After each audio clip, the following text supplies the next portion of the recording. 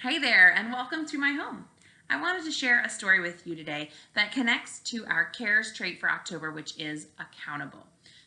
The book is called Here Comes the Garbage Barge, and as you are listening, I want you to be thinking about how this story connects with being accountable. You can see it starts off with a buoy, which hangs out in the middle of any kind of ocean or major channel, and it says no trash. Garbage. Big, heaping, stinking mounds of garbage. Big bags of garbage on the sidewalk, garbage trucks overflowing with garbage, landfills reaching up to the heavens with more and more garbage, garbage, garbage. Did you know that the average American makes about 4 pounds of garbage a day?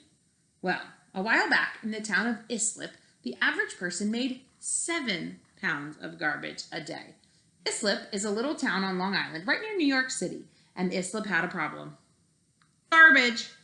To be exact, 3,168 tons of garbage, and nowhere to put it. A ton is 2,000 pounds. So 3,000 tons times 2,000 pounds, that was a lot of garbage. Enter the garbage barge. A barge is a big, large, flat boat. See, this guy in the garbage business named Gino Strofolino came up with a brilliant plan. A barge would carry the Long Island garbage down to North Carolina. Mr. Strofolino had a friend there named Joey LaMotta. Everything's arranged, Joey told him. You bring me that garbage, I'll take care of it. Some poor farmers would be paid to take the garbage and bury it on their farms. Clever, huh?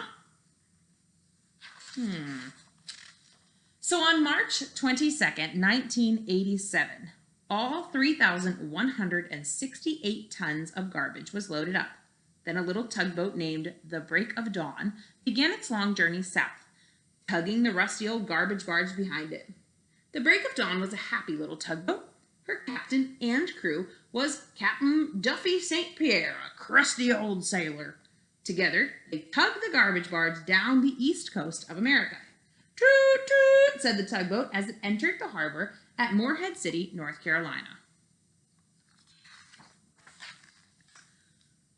North Carolina, land of sand dunes, pine trees, of barbecue and mountains and basketball. Go Wake Forest. Smelling something strange, 2 old sisters who lived on the beach ran and got their binoculars. Look, said Miss Alma McTiver, it's garbage. In our beautiful harbor, said Miss Ida McTiver. What the hairy heck, that ain't right. Call the law.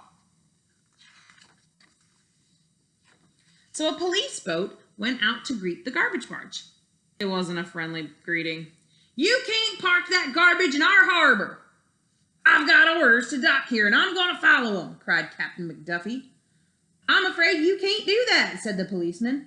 Well, blow me down, said Captain Duffy, scratching his whiskers, and he radioed his boss. Nobody looks very happy there, do they?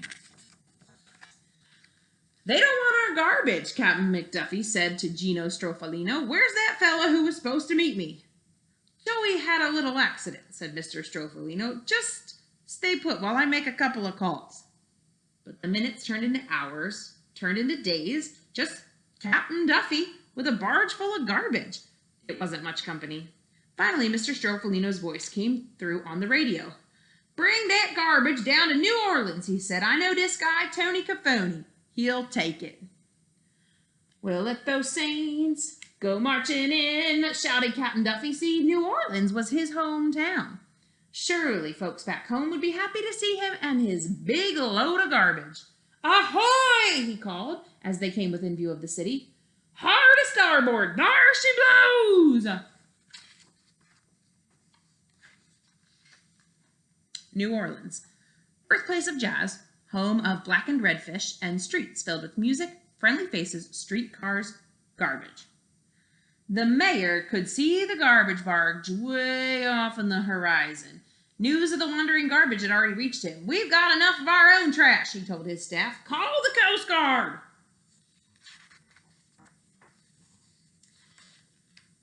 The Coast Guard arrived just in time to stop the garbage barge from making its way up the mighty Mississippi. "Shiver me timbers," moaned Captain Duffy. "You can't do this to a hometown boy." "Oh, yes, we can," cried the Coast Guard. What could Captain Duffy say? "All righty then, full speed backwards," he ordered himself. "Aye, aye, Captain," he answered himself. And at dusk, the break of dawn, and the tired old garbage barge began their sad journey back out to sea. There they were, floating in the middle of the Gulf of Mexico. This was getting ridiculous. Would no one take this garbage? Which, by the way, was really starting to stink. Captain Duffy radioed his boss. "Okay," said Gino Stroffolino. "There's this guy down in Mexico. He owes me a favor. Goes by the name of John Smith. I'll tell him you're coming." "All righty then," Captain McDuffie grumbled. "Southward ho!" He is not looking very happy, is he? Mexico! Land of enchantment, of enchiladas and folk art, of swaying palm trees and moonlit beaches. News of the floating garbage barge had arrived before Captain Duffy. As the garbage barge approached Tlaach Puerto, it was surrounded by the Mexican Navy. "Iresas!" came a voice through the loudspeaker. "Rapido!" which means get moving, fast in Spanish. These guys had guns. Captain Duffy had no choice. He turned his little tugboat around and schlumped across the wheel. He headed back out to sea. "Where next?" the captain asked Mr. Stroffolino. "Belize," said Mr. Stroffolino. "It's a country next to Mexico. I know this guy, Rico D'Amico." Belize. You know what that is? Land of bananas, of beautiful coral reefs, tropical flowers, and colorful birds. Pictures of the garbage barge had been on the local news. Captain Duffy had almost reached the dock when he saw a line of soldiers waving their arms. "Gongo!" they shouted. Roughly translated, that means, "Forget about it." 6 weeks had passed since the garbage barge had set out, and the garbage was getting really funky. Nobody wanted it. And of course they didn't. It was somebody else's 6-week-old garbage. Captain Duffy radioed Mr. Stroffolino once again. "I can't take it anymore.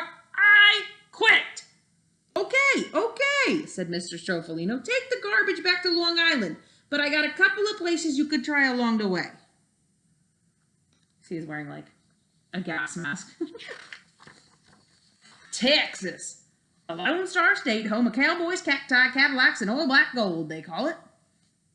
The garbage barge arrived in the harbor near Houston, only to find some Texas Rangers in speedboats shaking their heads. "Now, next stop, Florida, the Sunshine State, home of alligators, beautiful beaches, oranges, and grandparents." The garbage barge was not welcome. That guy reminds me of the curmudgeon. By now, the garbage barge was famous. It had been on TV and in the headlines of all the papers. Comedians even told jokes about it. But as Captain Duffy and the break of dawn tugged it into New York Harbor, they were a sad sight. Captain Duffy's mouth hung open. The little tugboat forgot to toot, and the garbage barge looked the saddest and smelled the smelliest of all.